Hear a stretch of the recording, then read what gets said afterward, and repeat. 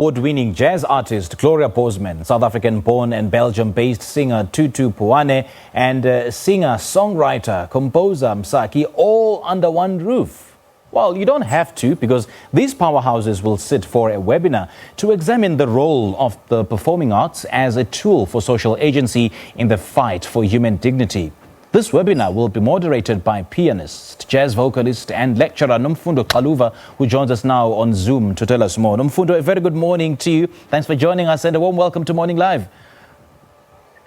Good morning, Simpiwe, and to the Morning Live viewers. Lovely to be here. It's been a long time since I've been on the show, so it's great to be back. I know, it's good to have you back, Nomfundo. Now, give us background into what the upcoming webinar is all about and what the inspiration behind it is. So the Spin Foundation, which is an organization founded by media practitioner and radio host Brenda Sisane, has been very active in cultivating, this culture of jazz and really what jazz is, not just on the African continent, but in relation to what it is in other parts of the world. And this organization was in fact responsible for winning the bid to have Cape Town or South Africa host the International Jazz Day Global Concert. And it would have been the first time it's held on African soil last April, right? Mm-hmm. But the pandemic came and derailed all the plans. So as part of the build-up to the International Jazz Day Global Concert last year, we wanted to host, a couple of things, from education and development seminars, because it is a project of the Herbie Hancock Institute of Jazz and UNESCO. So there is an educational element, a cultural element, not just having all these global stars in the country. Yes. And so this dialogue actually and the series were, it was part of that plan and that built up to the big day, which is April 30th.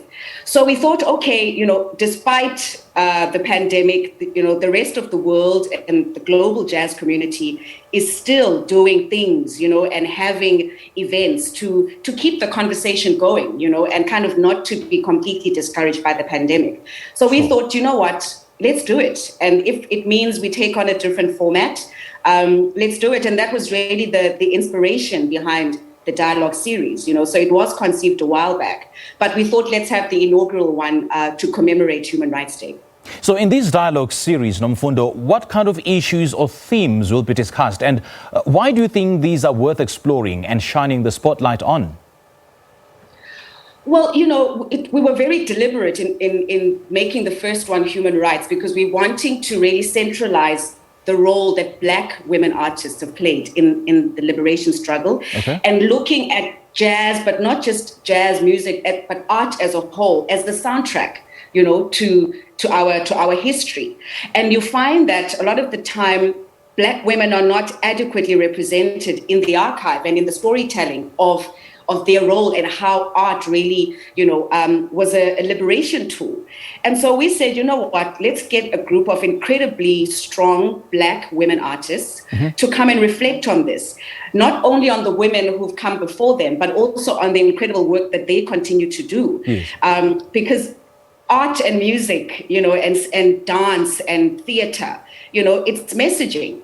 And if we really want to get a message across about what it really means to advocate for human dignity, art is an incredible way, and it's a quick way to get that message across. So we're hoping to really stimulate, thinking around that, but really focusing on the role of the Black woman artist, and that's just a deliberate thing. Okay. Nomfundo, I mentioned Gloria Bosman, I mentioned Tutu Puoane, and as well as Msaki, who will be part of the panel. Just give us their different contribution to the jazz sphere in general.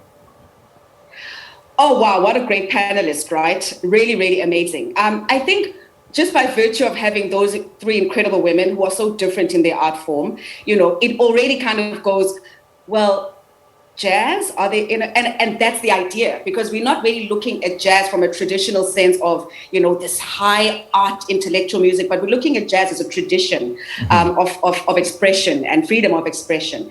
And these three women are already such huge contributors to art. Yes. In their various spheres. If you look at someone like Msaki, incredibly profound, but really you cannot pin her down in terms of what, you can't say she sings this or sings that, or she writes this or that. Gloria Bosman, I mean, the quintessential sort of example of longevity, right? She's been in the game for such a long time. We learn from her. I was at varsity listening to all her music.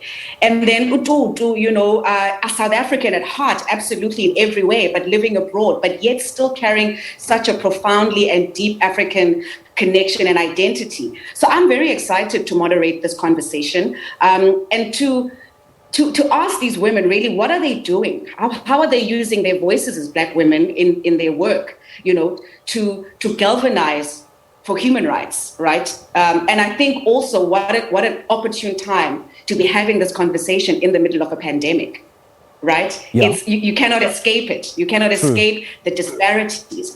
And so, yeah, I just want people to come and listen. I mean, I'm so excited to hear what they have to say.